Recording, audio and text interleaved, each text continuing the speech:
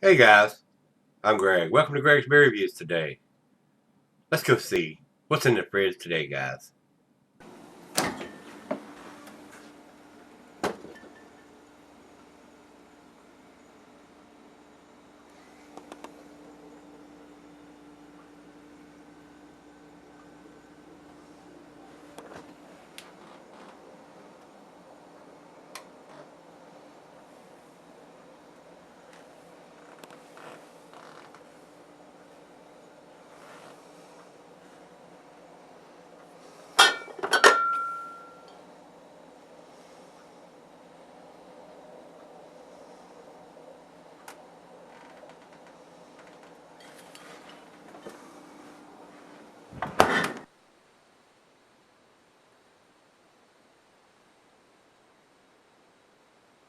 Hey everybody, thanks for stopping by Gregsbeerreviews today.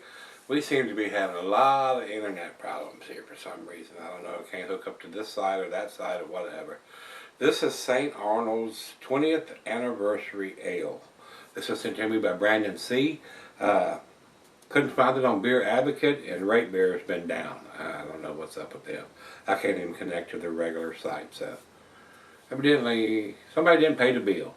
So the only information that I can give you is off Untapped. They have it listed, no problems whatsoever. Rate Beer is down. Beer Advocate doesn't even list it. So and I'm sure somebody's going to say, oh, here it is, and send me a link. When I go to Beer Advocate and type in St. Arnold Brewing, it lists all the beers that they produce on that site that Beer Advocate has, and it's not listed anywhere on there. So it is what it is. Homie don't jump through hoops. So if it's not there, you're out. And like I said, Rate Beer, they're out. So basically I'm on my own for this one. This is a 20th anniversary ale, and they leave a lot to be desired at St. Arnold without putting information on the label. Got the government warning, which they are required to do. And it says Texas oldest craft brewery 20th anniversary, and the writing on the bottom of the bottle is so small I cannot read it. And that's it. That's all the information. So you would think they would be more inclined to give you more information since it's their 20th anniversary ale. What kind of beer it is, what the ABV is, bottled on date even. And it may be on the bottle somewhere, but it's sweating profusely since I got it out of the fridge. So we'll take a closer look when I come back and do the final chug and all that kind of stuff. But not getting a lot of information on this particular beer here, guys. So I can't go and give you food pairings for this style of beer or anything, so we're just going to get it on. It is what it is, and if they don't want that information out, alrighty then. And this is a bomber, it's a 22 ouncer. I'm sure it wasn't a cheap beer for Brandon to buy and send to me. So Brandon, thanks again, my brother. I'm sure the other half will enjoy a glass of this, and I will give her a glass out of it since it's a bomber. And that order, man, let me give it just another kick. Alright. About a quarter finger of head on it. It is a rich ruby colored. I can see through it, but it is so rich red ruby colored. I'm getting light through it, but not a whole lot. And down here I'm getting a lot. So I'm not sure whether this is done in some kind of barrel age. It is an English barley wine, and according to Untapped, of course we don't have any information on the label, it's at 11.2% and 50 IBUs. So let's get a nose on it. Oh, very nice smell. Very sweet back end, like most barley wines do have. Not getting a lot of bourbon, rum, whiskey, whatever barrel that they've aged it in, if they did.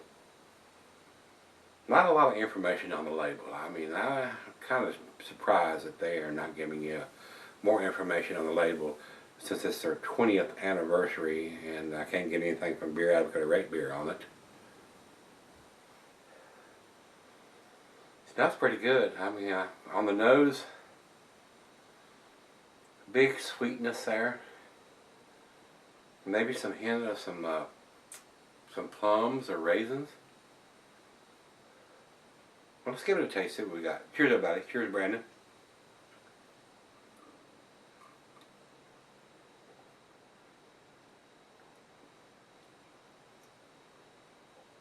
Very nice. If the alcohol is what Untapped has at 11.2%, this will get you there quick. It'll put you in the hammer lane. Drink this one at home, guys. It's a sipper.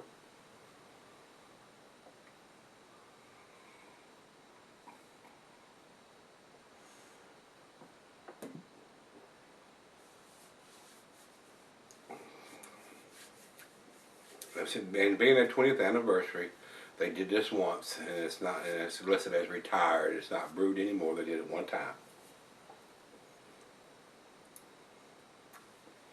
Let's see if we can get some information on Untapped. Oh, they've got a big description here. Wow, quite a bit. Well, since we didn't go to the other sites and I don't have any food pairings for our 20th anniversary, we wanted to brew a beer that was both celebratory in nature and one that embodied our brewery. Much discussion went into what this beer would be. It should be demonstrate our philosophy of balance, and it is pretty tasty. Our love of malt, a generous but not palate-wrecking amount of hops, and last but not least, showcase our house yeast. The determined goal, an elegant, complex barley wine. We are pleased with the results. The color is deep burgundian, if I can say that. The color is a deep burgundian brown with tan, creamy head. Not much head on this. The nose is spicy with malt and alcohol and orange citrus hop notes. Not getting a lot of that. Toffee and caramel flavors combine well with spice from a combination of the hops and alcohol. The balance is perfect with malt and hops tingling together in unison from start to finish. There is a slight lingering dry bitter that stays with you, but it also complements the sweetness from all the malt grain build that could easily have become cloying. On repeated taste, as the beer warms, a soft dark chocolate notes start to come forward, adding to the interest of this beer.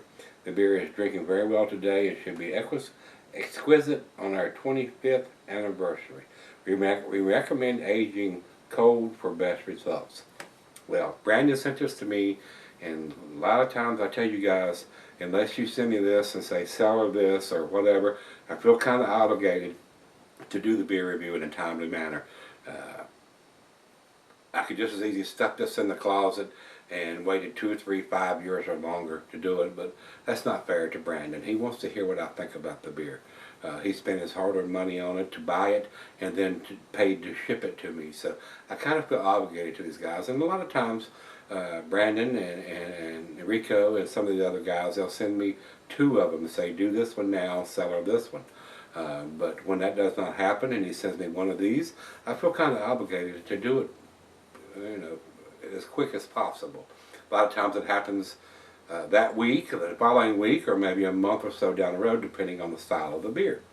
So don't feel comfortable having these guys send me beers and just stuffing them in the closet indefinitely. They want to see what I think about the beer, so that's what I try to do. So this is very tasty. We're going to let it warm up, like it says here, and see if I can get any of those chocolate notes.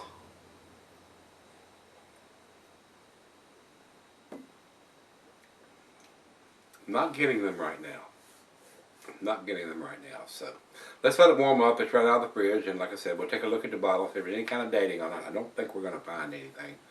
But the information on the label leaves a little bit to be desired. They need to put a little more information on, especially since this is a brewed once beer. Put all that information on the label, because you're not going to use that label again, guys.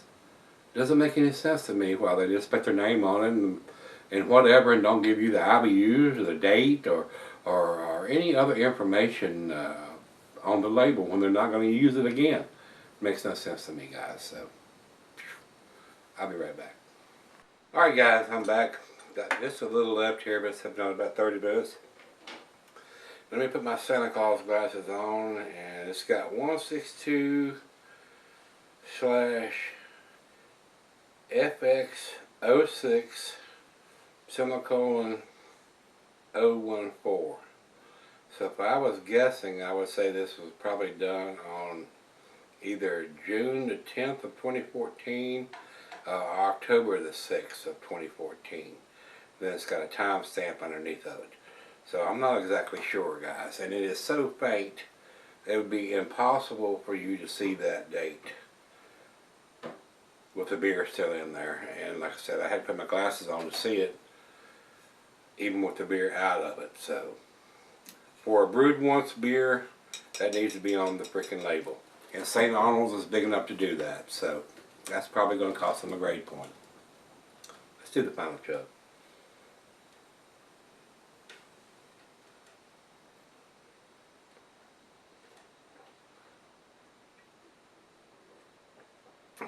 Very nice barley wine. Alcohol, it's a well-made beer. The alcohol is pretty well hidden for something that's 11.2% according to Untappd. It's not on the label. It needs to be. IBUs is 50 according to Untappd, and it needs to be on the label too, and it's not.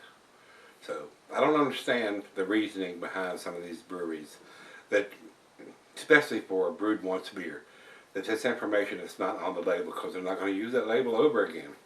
They're not going to use this label for their 21st edition or their 21st anniversary edition. So got a big problem with the lack of information these breweries are putting on there, and that super faint date code that they're putting on the bottle that you can't see when the beer is in there. So as far as I'm concerned, guys, this is an A beer in a B bottle because of the lack of information that they're giving us, especially on the label and how faint the writing is on the bottle. And you would never ever be able to see that with the beer in the bottle, ever. It's impossible. It's impossible. So to me, guys, I'm gonna give it a 7, which is a B plus.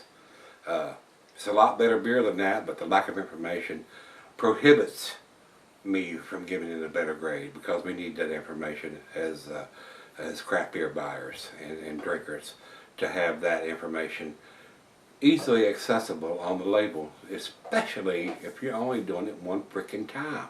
I don't understand that. It blows my mind. So A beer in a B bottle. Numeric rating on this will be an 89. In my scale, it's a 7. So we'll go up. Like I said, I don't have anything from Rate Beer or Beer Advocate, because the internet sites are going freaking haywire here, and I'm reviewing this on the 15th of November.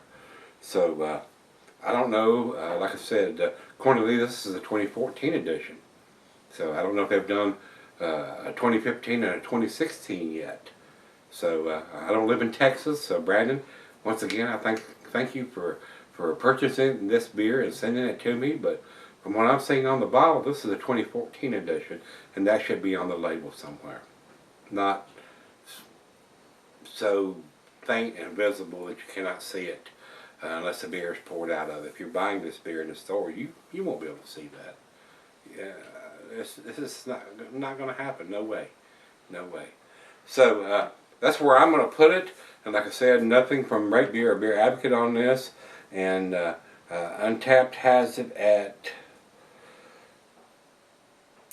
3.87. And like I said, they have it at 11.2% and 50 IBUs, if that's correct. That's the only thing I got to go by. So it drank very well for 11.2%, very well made. These guys there at St. Arnold's do some really tasty stuff, but information they're putting on the label or the bottle leaves a lot to be desired. So and that's where I'm putting the grade. I mean, we got to have that information. I got to have that information if I'm reviewing the beer and don't know what I'm reviewing. It doesn't tell what style of beer it is on the label. It doesn't have the ABV, it doesn't have the IBUs, and it doesn't have the date on the label. So they're lucky to be getting the grade that they're getting from me. So with that being said, if you've had this one from them, this is their 20th anniversary ale. Let me know what you think. I did enjoy it. And I would probably buy this beer if it was available here if it had more information on the label. On the label. Not on the bottle, on the label. They're only going to use this label one time, so what's up, guys? What is up? Come on, guys. Y'all can do better than that. You're a big enough brewery. I don't care if you're just distributing in Texas. The guys in Texas need to know this too. Not somebody that's going to purchase it like Brandon and send it to me. You need to put that information on the freaking label. So it costs you quite a few grade points because of the lack of information that's on this bottle. But I did enjoy it, so thank you again, Brandon. Thank you, sir. I do appreciate it. You have no control over that, I know that, but I have to harp on that because that's my OCD. That's what I'm here for, to let you know it's a good beer, but the information is lacking substantially on the label. So, if you've had it, let me know what you think. 20th anniversary ale from St. Arnold's. Very tasty. Alright guys, come on back tomorrow. Let's see what we can dig out of the fridge. See you then.